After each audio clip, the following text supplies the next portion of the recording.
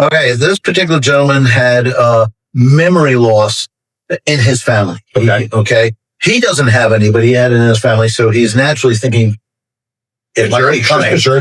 Yep. He goes, so what happens if I become incapacitated, particularly around memory, and my house needs to be sold in order to pay for the nursing home or whatever?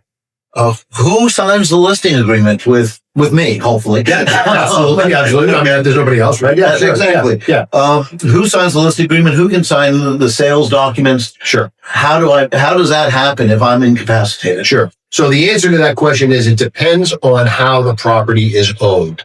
So for example, if the property was put into a trust, so if they visited a lawyer, the lawyer said the property goes into a trust, the trust probably has language that says, I'll pick on the kids, right?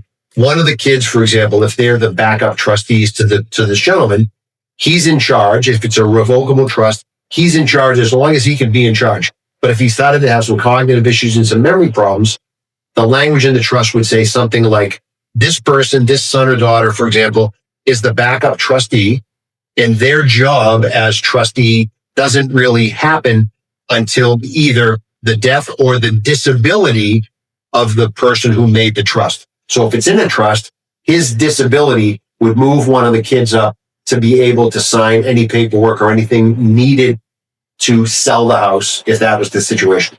The other way that would happen is he would want to make sure that he has an updated and accurate power of attorney.